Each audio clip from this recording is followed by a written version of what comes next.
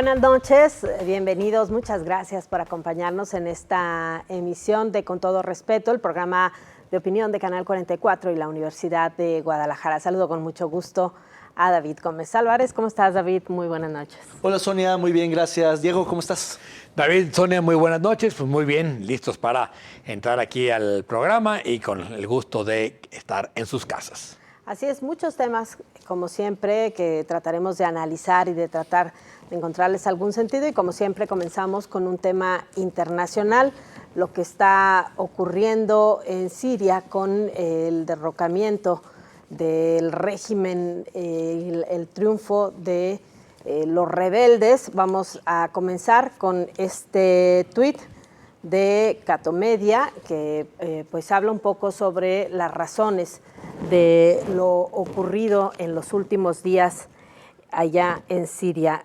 Abu Mohamed al-Jolani, líder islamista de la coalición insurgente, que ha arrebatado la capital Damasco al presidente sirio Bashar al-Assad, ha proclamado este domingo, 8 de diciembre de 2024, la victoria. Mis hermanos revolucionarios, recen a Dios para que agradecerle por la victoria que nos ha dado a través de sus brazos, aseguró en un comunicado. Y bueno, esto nos habla, David, de la mezcla que hay en este conflicto de temas políticos, de temas geográficos, de temas internacionales, de temas religiosos y de temas que tienen que ver con asuntos incluso raciales y culturales, ¿no? Así es, bueno, es un tema que sorprendió al mundo. Obviamente los enterados, los que estaban poniendo atención al Medio Oriente, no se dicen tan sorprendidos, pero lo cierto es que un régimen que había soportado una guerra civil, que había soportado la presión de otros vecinos como Israel, que estuvo en el poder más de una década con mano dura, cayó muy rápido, mucho más rápido de lo que se pensaba, depuesto por una guerrilla, una insurgencia, una oposición, como se le quiera ver, religiosa, política, militar. O terrorista, según o terrorista, quien lo diga, ¿no? Muy endeble, que parecía que no tenía realmente posibilidades ni siquiera de tomar Alepo, una de las posiciones históricamente de la oposición, de los rebeldes, y finalmente en cuestión de días, cuando no de horas, cayó la capital Damasco.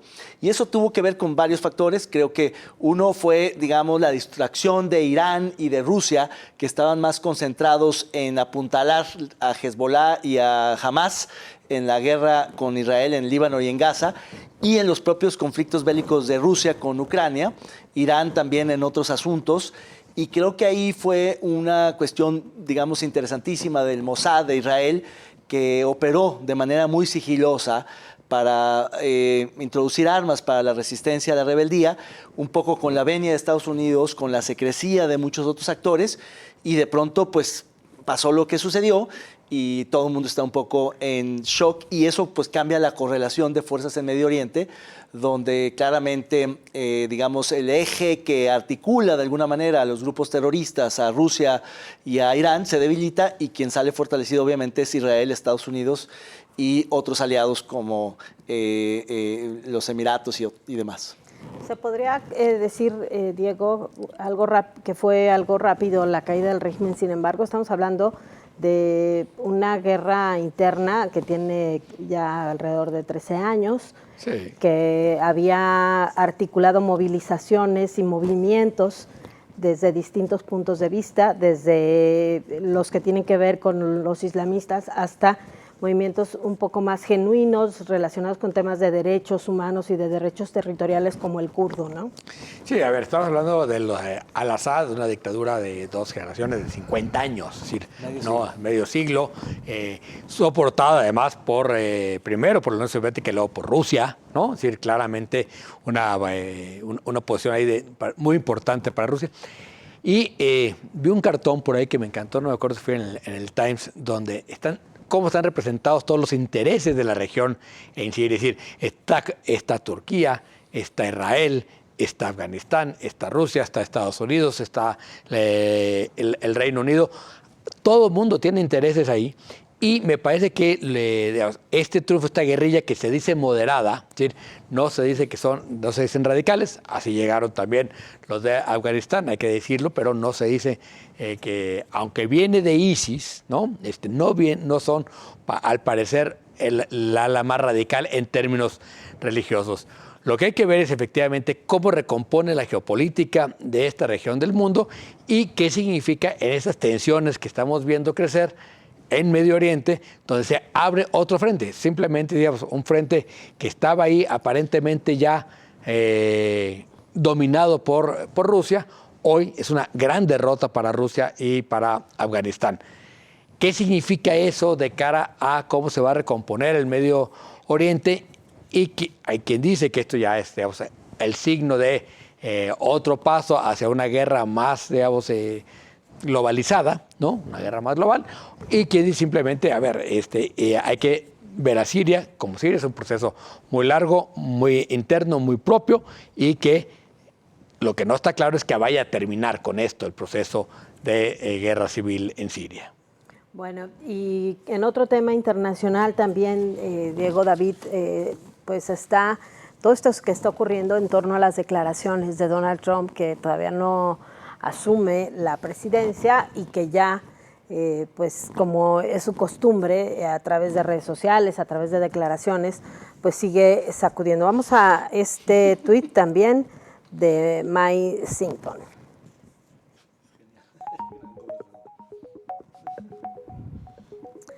Bueno, Mike Sington dice: diplomacia por insulto. El próximo presidente de Estados Unidos se burla del líder mundial y de todo el país. El presidente electo Donald Trump llama al primer ministro canadiense Justin Trudeau el gobernador del gran estado de Canadá. Trump siempre es un bochorno.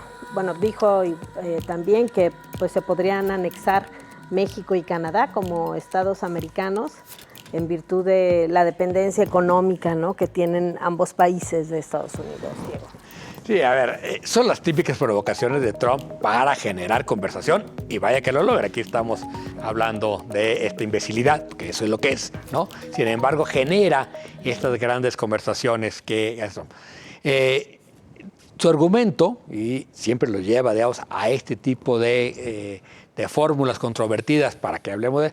es que Estados Unidos subsidia a Canadá y a México a través del TLC, lo cual es una visión, digamos, bastante unilateral y chata, porque finalmente, digamos, otros países podrían decir que lo que hace Estados Unidos produciendo sus autos en México es dumping, ¿no? Porque está pagando una mano de obra muy barata para que sus autos sean competitivos a nivel internacional. En fin, me parece simplemente que es otra de las provocaciones de Trump y que lo que va a generar es presión de cara a la negociación. Ya está diciendo, no solo dijo que iba a poner aranceles, también está diciendo hay una transferencia directa de recursos de Estados Unidos hacia estos países, por lo tanto tengo derecho a subir el arancel.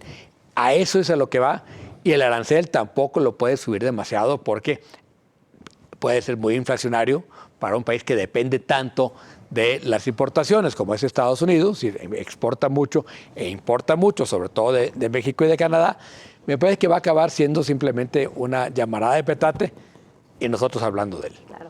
Incluso esta declaración, ¿no, David?, acerca de que podría invadir México para resolver el problema con la inseguridad, con los cárteles, con el tema de la producción de fentanilo, ¿no? Claro, la diplomacia por insulto no solo es provocar conversación y debate, sino debilitar la posición de la contraparte, del interlocutor, porque entonces obliga a que tanto Trudeau como Sheinbaum se tengan que defender frente a los medios de comunicación y a sus oposiciones domésticas frente a Trump, diciendo, no, es que no soy un Estado, soy un país, soy soberano. Entonces ya de entrada les da un golpe que los debilita en la discusión. Segundo, efectivamente, en términos de la balanza comercial, pues claro que Estados Unidos es deficitario porque importa más de lo que exporta, al menos con el caso mexicano, pero si revisas otros indicadores macroeconómicos puede cambiar la cosa.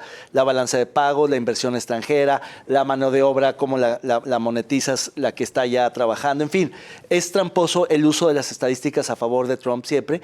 Y tercero, efectivamente, amaga con cosas mucho más allá de llamarle gobernadora a Sheinbaum del gran estado de México o a Trudeau, el gran gobernador de la gran Canadá, también habla de invasión y de incursionar en terreno extranjero, porque precisamente es una forma de amagar. Y también tanto le da resultados que ahí están los operativos en el caso mexicano, que se anunciaron justamente hoy por el secretario de Seguridad Pública, donde nunca se había visto un combate tan fuerte al fentanilo. Es una clara reacción a la presión discursiva de Trump y ni siquiera todavía asume el poder.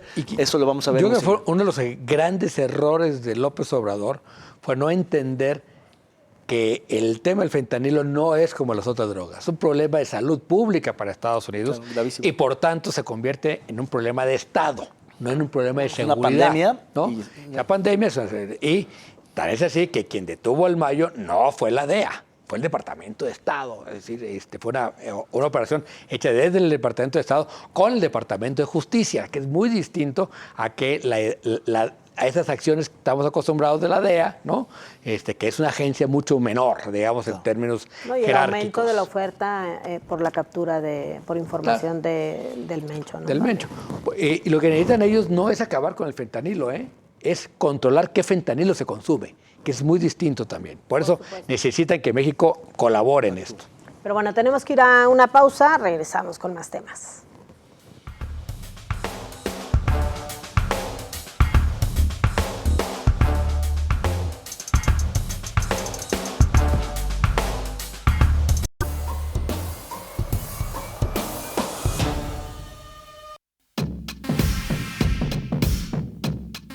La Cámara de Diputados de México inició la discusión del presupuesto de egresos de la Federación para 2025, el primero bajo la administración de la presidenta Claudia Sheinbaum.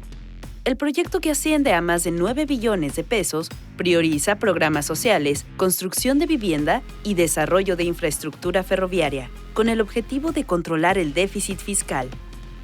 Se prevén recortes en secretarías como Defensa, Salud, Medio Ambiente y Cultura.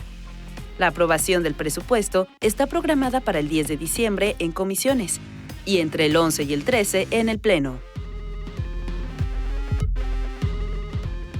Pues esta semana tendrá que ser aprobado el presupuesto de egresos de la Federación para el próximo año, el primero de la presidenta Claudia Sheinbaum. Como lo veíamos en la cápsula, para lograr ese déficit financiero, ese déficit fiscal, pues tienen que cortar de alguna parte. Por eso están los recortes a Medio Ambiente y Cultura, incluso el Ejército, pero también están, digamos, los compromisos para terminar las grandes obras del presidente López Obrador, todavía inconclusas, para financiar los programas sociales que la propia Sheinbaum en campaña prometió y para hacer algunos, digamos, proyectos prioritarios como los trenes que también ha comprometido. De modo que el presupuesto está apretadísimo y habrá muchos más perdedores de los que ahorita todavía se vislumbran, entre ellos quizá los estados de la República y las universidades públicas del país. Sonia, ¿cómo estás viendo la discusión del presupuesto? Bueno, para empezar no hay mucha discusión. Me parece que, como siempre, en realidad el Congreso pues le dará quizá ahí algunos movimientos mínimos. El margen de maniobra de los diputados cada vez es menor en los estados y en el país. Entonces, y más cuando tienes una mayoría como la que tiene Morena y sus partidos aliados. No tiene que negociar con nadie, ¿no? Me parece que va a ser muy complicado que veamos grandes movimientos respecto al proyecto que envió la Presidencia de la República. Como bien señalas, yo creo que más allá de algunos recortes en diferentes áreas, los grandes perdedores siguen siendo los estados. No porque les den menos recursos, porque en este reparto que hacen con programas sociales, con determinadas obras, los recursos llegan a las entidades federativas y cuando sacan las cuentas, por eso pueden decir, no los castigamos, no les recortamos el dinero llegó. El tema es que llega a donde la federación quiere. Es decir, estamos viendo presupuestos cada vez más de decisiones centralizadas hacia los proyectos que le interesan al gobierno federal, dejando de lado los proyectos del Estado. Un ejemplo es lo que vimos la administración pasada en el caso de Jalisco, que tanto se dijo que sancionó que se castigó al Estado, que lo sancionaron. En el fondo no fue así, hubo proyectos importantes financiados, se terminó la línea 3 de tren ligero, se concluyó el proyecto de abasto de agua para la zona metropolitana, todo con recursos federales. Hubo recursos para el Peribús desde la Federación, hubo recursos en menor cantidad para la línea 4, pero no hubo todo lo que al exgobernador le hubiera gustado. Le va a pasar lo mismo seguramente a Pablo Lemus, porque hasta ahora los proyectos que él ha presentado como prioritarios tampoco aparecen en el radar de la Federación, ¿no? Habrá algunos cambios, pero más o menos coinciden que vendrá así. ¿Tú ves alguna sorpresa? ¿Crees que sí son perdedores? No sorpresa. Hoy el Monreal anunció que se va a cambiar el presupuesto y me parece para regresarle a las universidades el presupuesto que Claudia se comprometió, que la verdad que fue un intento ahí de poner a las universidades un poco de rodillas. Le van a recortar 13,000 millones al INE. Es decir, el presupuesto total de la elección se lo van a recortar. No tocan los partidos, pero al INE le ponen un recorte. Le recortan al INAI, le recortan al Poder Judicial, otros que cerca de 14,000 millones de pesos al Poder Judicial. Es decir, a los enemigos de la Cuarta Transformación les quitan. Y este presupuesto, yo decía el otro día, se parece más al presupuesto del año 7 de López Obrador que el primero de Claudia Sheinbaum. De los proyectos de Claudia Sheinbaum solo está 1,400 millones para el tren México-Querétaro, es decir, solo para los estudios, 1,400 millones, no da para construir nada, ¿no? Da para hacer los proyectos ejecutivos de un tren bastante complicado, ¿no? Y a lo mejor iniciar algunas licitaciones. Y está la compra de algunas reservas territoriales, que tampoco es demasiado dinero, para este proyecto de vivienda a través del Infonavit, de vivienda social construida por el Estado, para tener mayor control sobre los precios de la renta. Pero todo lo demás es el presupuesto de López Obrador. Y la otra gran modificación, le regresan 6,000 millones a las Fuerzas Armadas, concretamente a la Sedena. Esas son las dos modificaciones que se anunciaron el día de hoy. Me parece que es un presupuesto muy desbalanceado y muy en los intereses todavía del gobierno anterior. Sí, la verdad es que hay muchos castigados y muy pocos premiados, pero esos premiados son los muy obradoristas, con un presupuesto muy abultado. Y si hay una, digamos, no solo centralización del presupuesto en las obras presidenciales, sino una concentración del presupuesto en ciertas dependencias como los militares o las predilectas para sacar la chamba. Entonces es un presupuesto tremendamente presidencialista en el sentido de la concentración y centralización en los proyectos prioritarios, que no son de ella, de la presidenta en sentido estricto. Yo coincido, y es una buena forma de verlo, el séptimo presupuesto, esperemos que el último, de López Obrador, porque efectivamente buena parte se va a concluir las obras que no había logrado concluir y algunas otras cosas que son muy de su herencia. Lo interesante es que, como decía Sonia, pues la discusión es al interior de un grupo mayoritario donde en realidad están mucho más alineados y disciplinados, y por tanto la oposición es absolutamente irrelevante en la discusión del presupuesto. Ya aquella parte de que yo llevaba a mi terruño y los moches y negociaba por el alcalde, se acabó. Ya es un tema muy vertical donde en realidad muy pocos están discutiendo el tema. Están afinando casi en los centavos a partir de un presupuesto gigantesco de 9 billones de pesos. Claro, también tiene que ver mucho con la falta de preparación y de coordinación entre la oposición y sus respectivos gobiernos. Creo que también en esta parte no hemos visto, por ejemplo, en el caso de los legisladores de Jalisco, que se esté abanderando los proyectos que al mismo tiempo había presentado el gobernador electo en su momento, ahora gobernador en funciones, Pablo Lemus. Y yo creo que eso, si lo vemos en cada estado, está ocurriendo lo mismo. Los pelan. Es que a él, exactamente. Sí, pero aunque los pelen, en la práctica no traen los datos, no hay el cabildeo como tendría que ser. Se suben a llamar la atención, a ver si por ahí les pescan una declaración, pero no hay otro tipo de trabajo. No, a ver, yo creo que tal cual es un presupuesto muy vertical ahora, ya el presupuesto, no sé, yo creo que es una discusión entre Hacienda y algunos muy pocos diputados, ¿no? La burbuja de la Cámara de Diputados, y en el jaloneo con las señales que llegan desde Tabasco, con las señales que llegan desde Palacio, ¿no?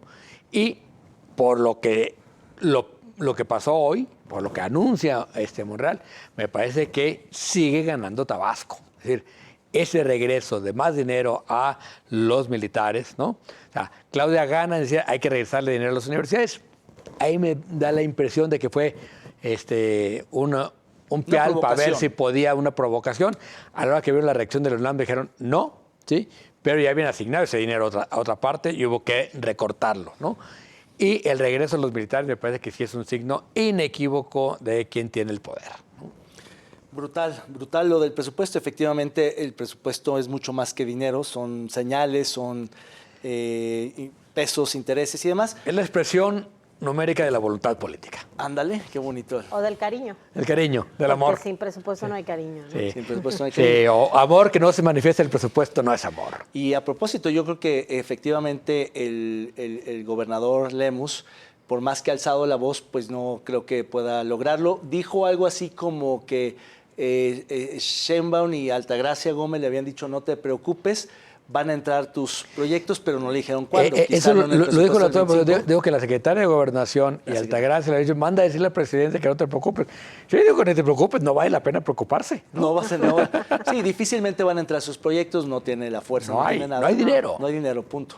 El asunto es, digamos, apostar o hacer que dependa Aunque la tampoco relación. es tanto, si lo haces igual que Línea 4, en realidad Sí. no necesitas tanto la federación. La Línea 4 tiene 2,000 millones de la federación. Pero la línea 4 no, prácticamente no es nada que ver con Por la eso, línea 5. pero tampoco es tanto. Si lo vas a pero, porque sí. el Línea 5 va con PPS también. Le dicen que va con Entonces- PPS y lo más probable ya a estas alturas parece que va con BRT, no con DRT, Exacto. ¿no? Que es un poco más barato. Camioncito, y pues. Camioncito, Sí. no completo, va hasta el Álamo en primera etapa, etcétera, etcétera. Y la otra cosa que también es que digamos, van a ir con créditos. Y me decía un constructor, ¿no?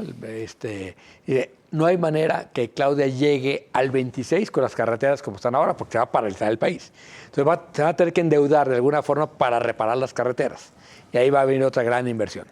Claro, otra vez como lo decía Sonia, no es que no haya dinero, habrá, pero donde quiera la presidenta vendrá etiquetado. Claro. Y a las carreteras, la red carretera federal está peor que destrozada. La estatal.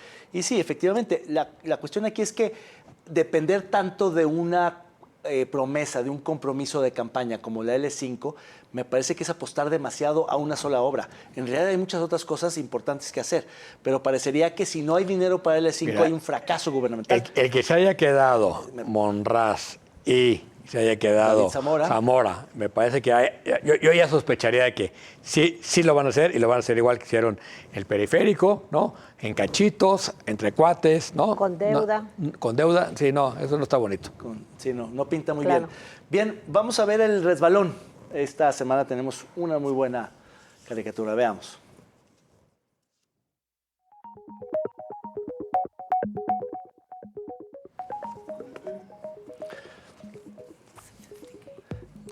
Esa es la famosa paradoja de, ¿cómo se llama? Spinaway, que es esto de que cuando duplicas la superficie de rodamiento, en poco tiempo también se duplica el número de vehículos y la saturación se vuelve a alcanzar en sus mismos niveles. Es el caso de los grandes freeways de Los Ángeles, de los segundos pisos de la Ciudad de México, de todas las grandes vías. El famoso dicho de siembra calles y te crecerán los autos, ¿no? Ahí tiene usted. Y que tiene que ver con el tema del contraflujo, ¿no? Que ya lo platicaremos más adelante en López Mateos, que si bien es cierto permitió resolver el tema del ingreso y la salida, metió en un lío al resto. Jodió el egreso. Exacto. Sí, le afectó a los demás. A unos todos pocos los les demás. afecta mucho. Pues no son tan pocos, No son tampoco, ese es el problema, fueron- que pensaban que eran menos. Exactamente. Por supuesto que se creó un lío. Hubo personas que pasaron hasta 2 horas Es correcto. para regresar. Cuando unos salían, los que iban hacia Tlajomulco pasaron hasta 2 horas para salir. Ahorita lo vamos a discutir con toda profundidad, pero vamos a una pausa. Regresamos con todo respeto.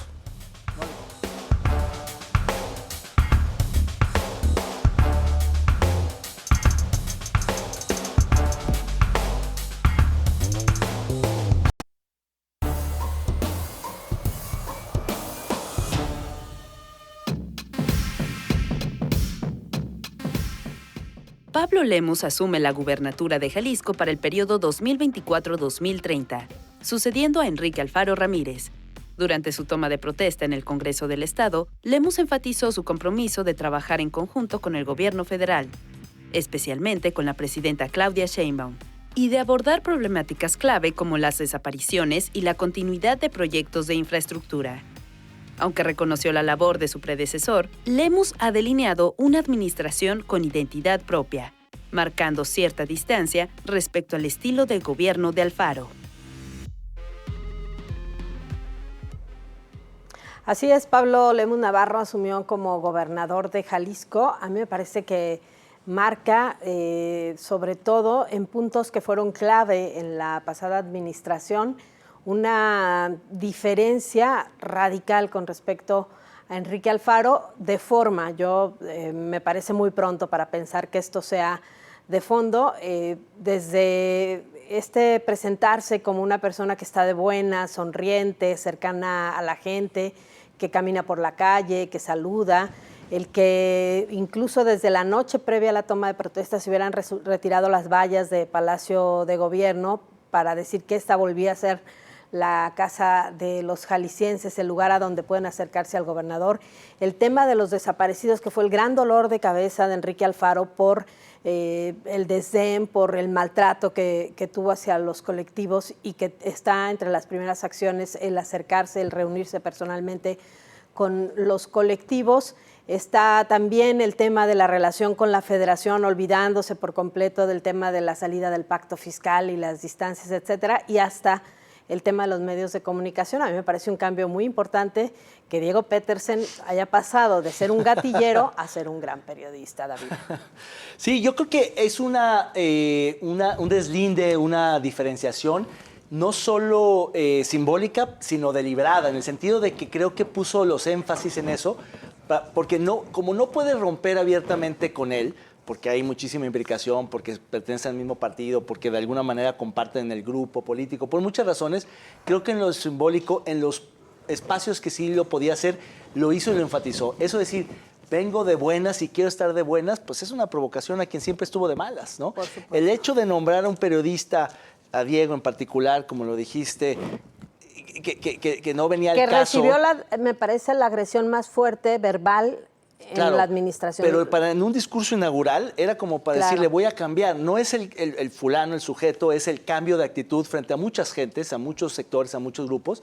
Y eso me parece que manda un buen signo. Creo que a Alfaro le va a haber molestado muchísimo, pero creo que eso justamente... No, ya tiene una vida toda máquina justamente tiene... en Madrid. Yo creo que... ese mismo día se fue, o sea, no esperó nada en la noche. No, bueno, él pidió que fuera temprano la toma de posesión para agarrar el vuelo de la noche a Madrid. Pero, a ver, yo coincido, hay un cambio en el tono, hay un cambio en la actitud, ¿no? Es decir, la actitud de escucha frente a los grupos de madres buscadoras me parece una gran señal. De ahí a que vaya a haber un cambio en el resultado, hay que esperar, ¿no? Y no podemos ni adelantar vísperas, ni echar campanas al vuelo, pero sí hay un cambio en la actitud del gobierno. En los temas, además empezó con aquellos temas que sabía que, Pablo, que molestaban mucho de Alfaro.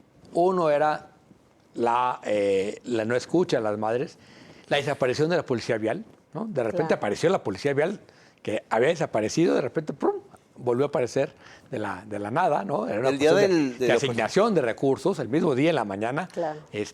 Quitar las vallas me parece otra gran señal de romper esta distancia. Y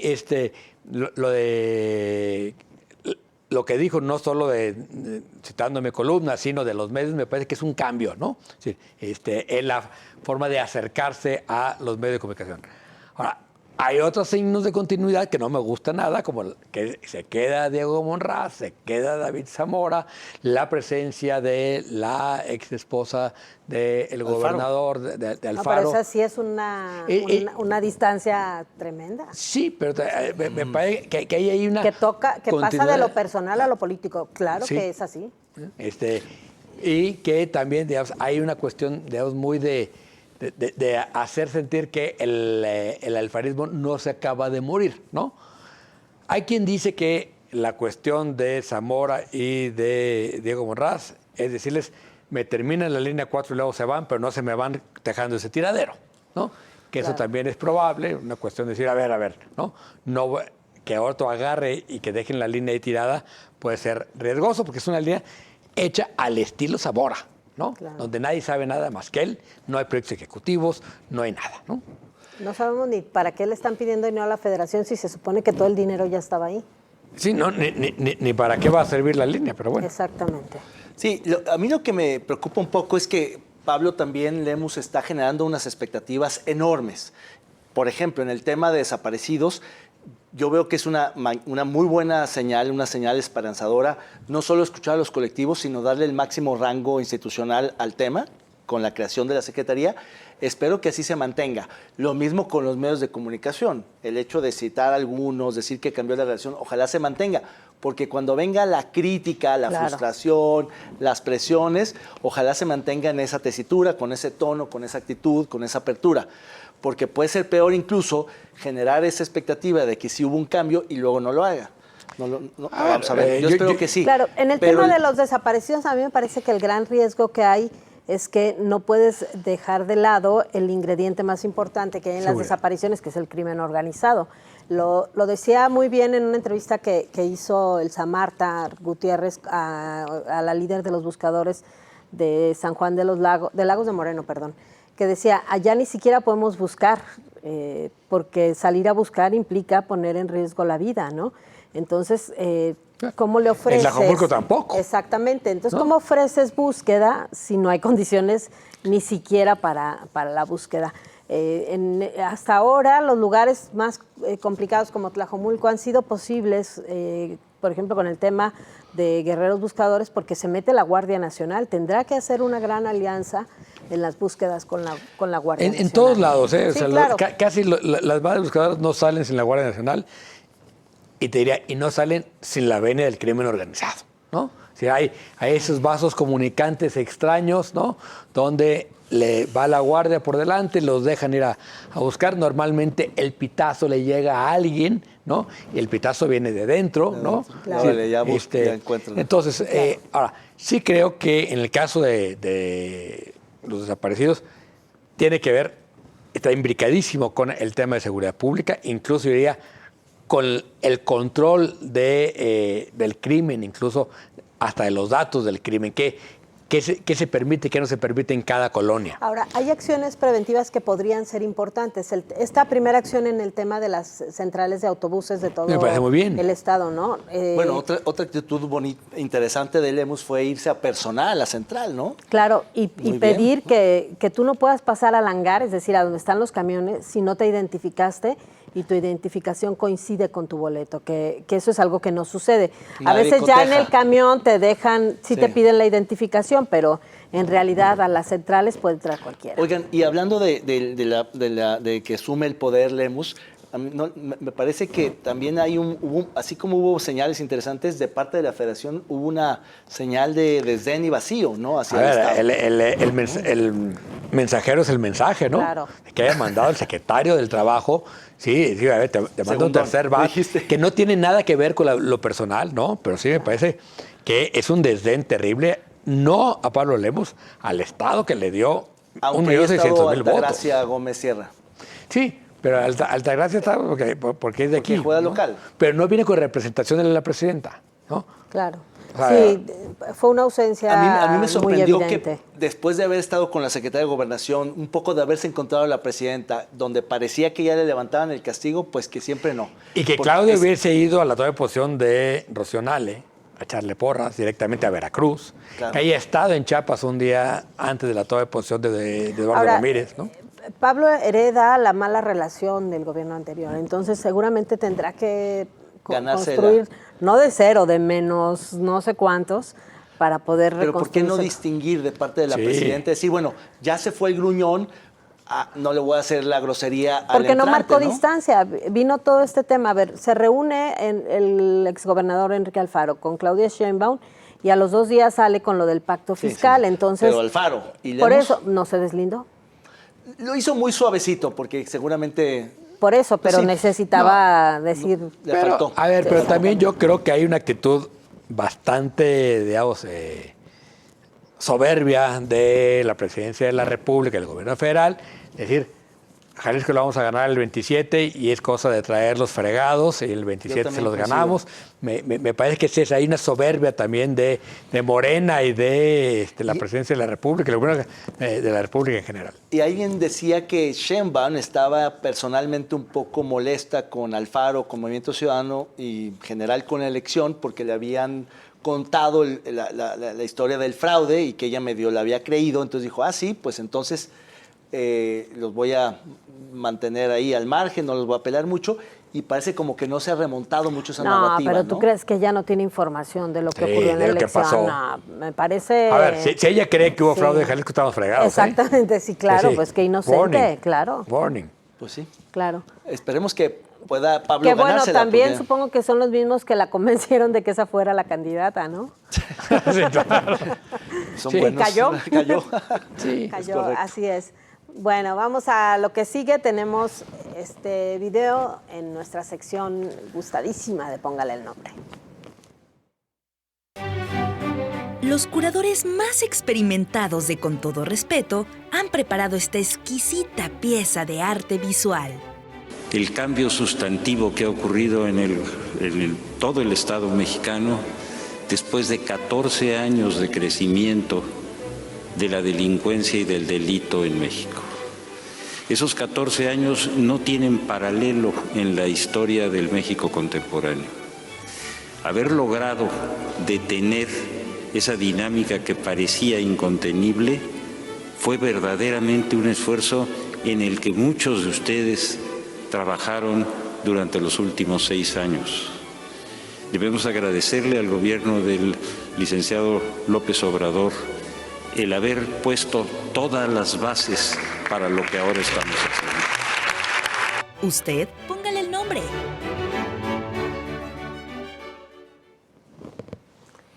Bueno, pues ahí reaparece el fiscal que estuvo desaparecido por meses, no semanas ni días, meses, y reaparece para hacerle un homenaje al expresidente, para hablar de que otra vez el antes y el ahora o el después. Me parece que este fiscal es un enigma que debería de preocuparnos. No, ponle nombre. Yo diría que le pondría el enigma mexicano. Diego. El fiscal Tapete. A mí me da la impresión que es como cuando te encierras, te desconectas y sales y hablas de tu realidad, esa que... Soñaste. En la que soñó, exactamente. Yo creo que Gertz estaba por ahí contándonos algo que se imaginó en su encierro. Vamos a hacer una pausa y regresamos.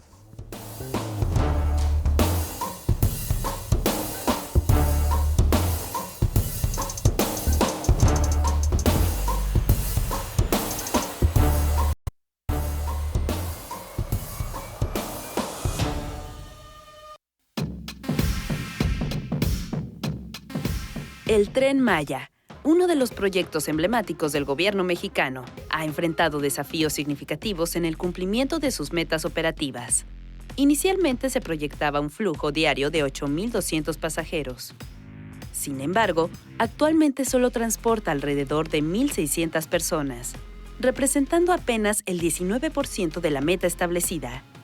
Para incentivar el turismo y aumentar la afluencia de pasajeros, el gobierno ha lanzado paquetes vacacionales que incluyen descuentos en vuelos, hospedaje y traslados en el Tren Maya.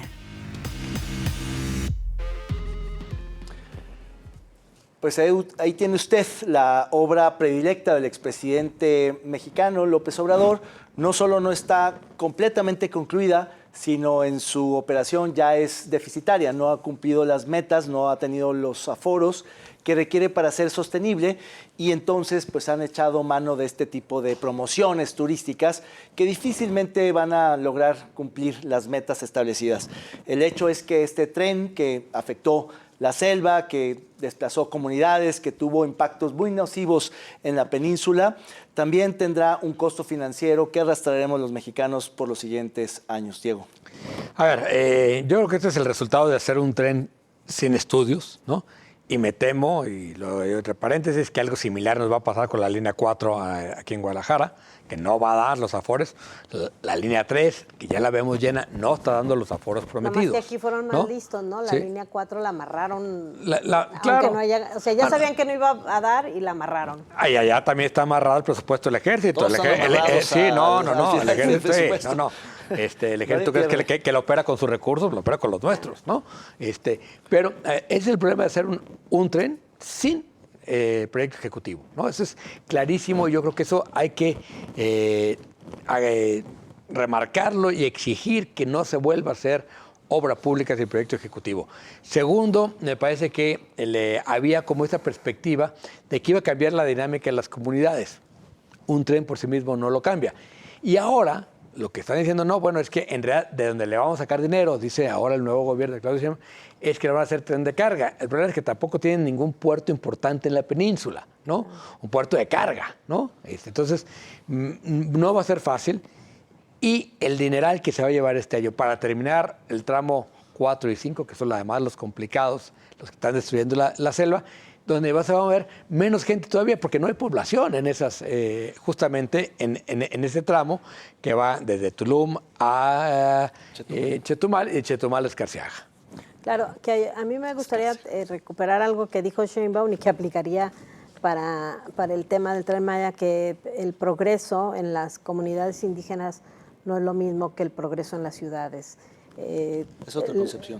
Exactamente. Entonces, pensar que el Tren Maya iba a resolver problemas sociales en una zona con una población indígena tan importante es absurdo. Lo que las comunidades indígenas le están exigiendo desde hace muchísimos años, desde hace décadas a los gobiernos, es que se respete la autonomía de las comunidades, que se resuelva el tema de la crisis de inseguridad, que se resuelva el tema de la explotación. La tenencia de la tierra, la explotación de los recursos naturales, entre muchos otros aspectos.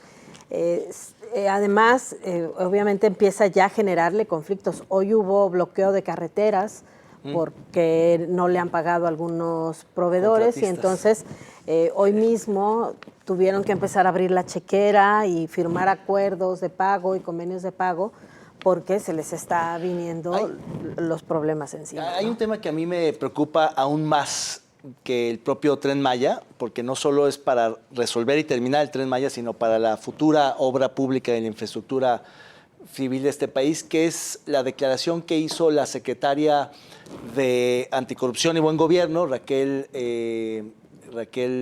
Buenrostro, que planteó una iniciativa que seguramente van a buscar que sea ley y que se reglamente, que tiene que ver con la habilitación del gobierno federal para que justamente no tenga que entretenerse en esos trámites estorbosos que son el proyecto ejecutivo, el estudio de impacto ambiental, los estudios de factibilidad, además, todo eso que era lo dijo de una manera tan estúpida, dijo, y es que luego uno se topa con sorpresas como un manglar.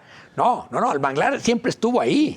O sea, el problema cenote, es como no la hubo comunidad indígena que estorbaba, ¿no? Exacto. Es realmente grave porque es abrirle, digamos, darle licencia para transitar al bulldozer para que pueda ir por la selva y ya no se detenga con nada. Lo que sea que esté, lo pueda arrollar. Es peligrosísima y al esa costo que iniciativa. sea. Porque si tú haces un proyecto ejecutivo ya... A ver, el Tren Maya se estableció en 140,000 millones y llevan más de 510,000 millones, ¿no? Y no está terminado. O sea, no, cuatro. ¿No? Es una verdadera locura, ¿no? El Tren Maya, o sea, en términos... Y el aforo, o sea, se va a multiplicar por 5 el valor y está dividido entre 5 el aforo. Es una verdadera locura. De lo proyectado. Claro, o sea, se desdobló en 4 el costo y se colapsó en 4 el uso, el número de usuarios. Entonces quedas a una distancia. Eso, por supuesto, jamás va a ser sostenible, ni rentable, ni mucho menos. Por eso están ocultando la información, por eso quieren que no sea delito, o ahora hacer obras sin permiso, porque todo esto se hizo sin permiso, ¿no? Sin la autorización de las comunidades. Nunca se consultó a las comunidades. Fueron falsas consultas. No, y los estudios de impacto ambiental te arrojaban, digamos, resultados muy negativos, preocupantes y los ignoraron, los ocultaron, los manipularon, incluso los reinventaron. Había unos que decían, por aquí hay un cenote, no solo es un tema, digamos, de impacto ecológico, es un tema estructural para que soporte la infraestructura y eso está en riesgo. Vamos a ver. Bien, pues vamos a la siguiente cápsula para que vean lo que está pasando aquí en López Mateos Sur, en Guadalajara. Veamos.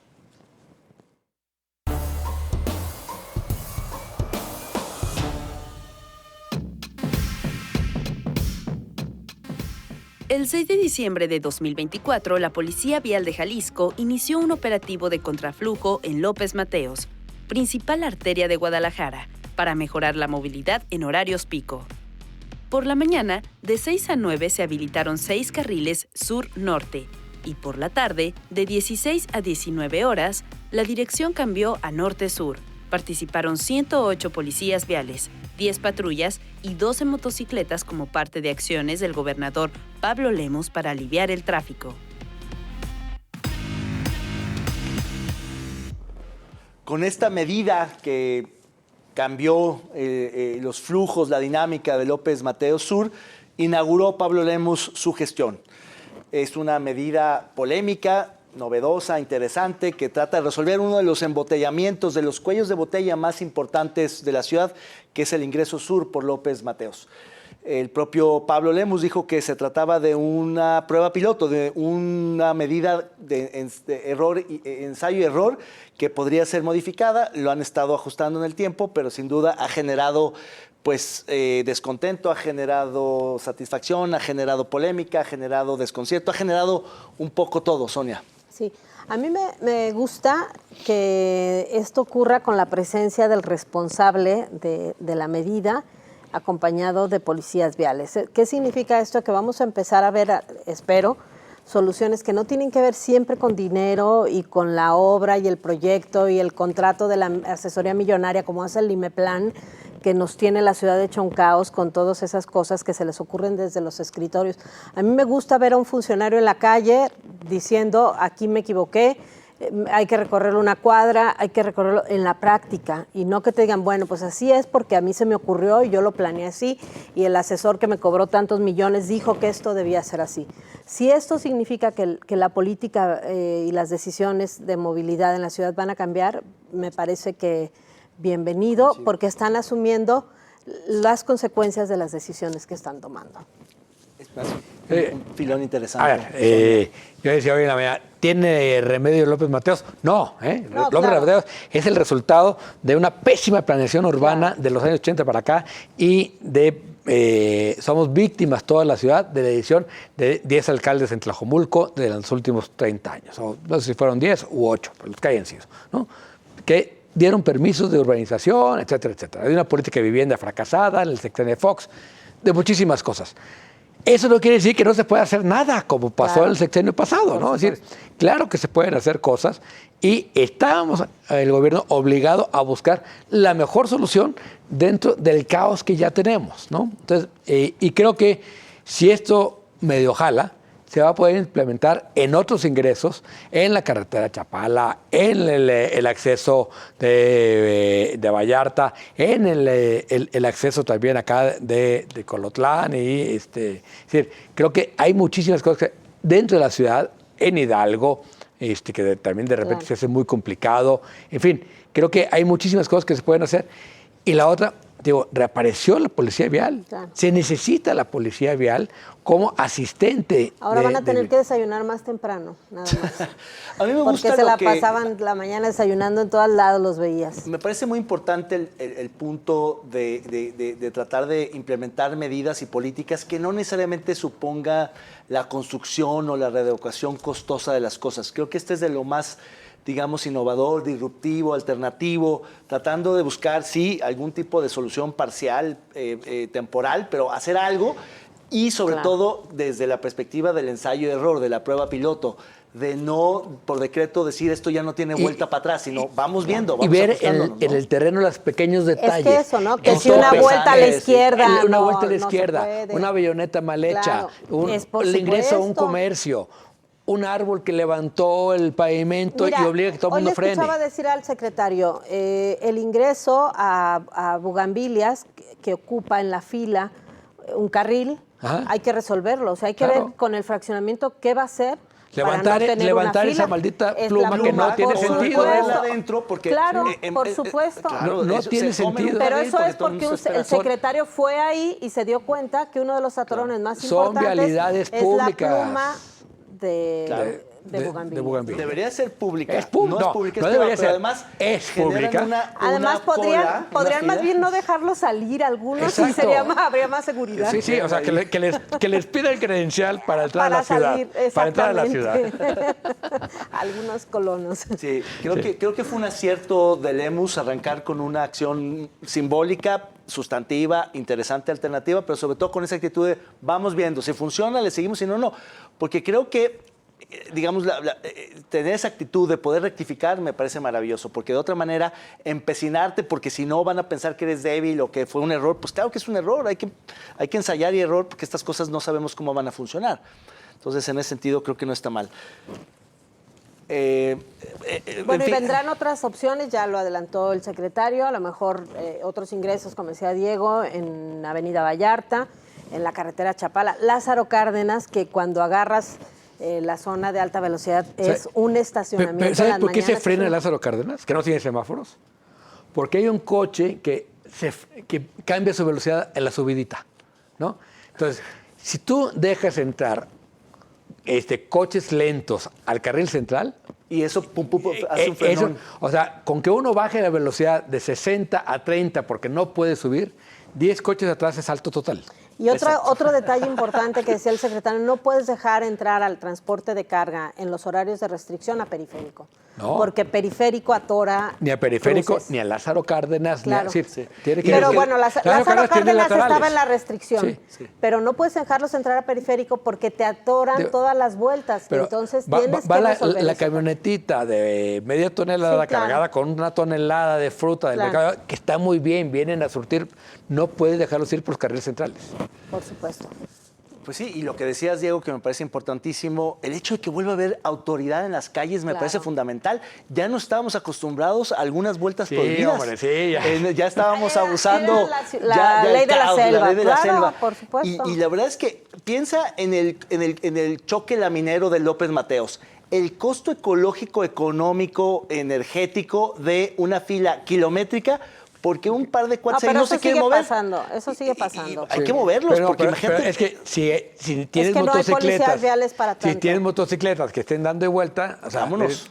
Ves una cola, inmediatamente te vas, resuelves pero el redujeron mucho la policía vial. Ahorita no va a haber policías viales para todo. No, pero tiene que crecer la policía. Por supuesto, claro. Pero feliz de tener a los támaros de regreso en la calle. Por supuesto. Tenemos que ir a un corte y regresamos.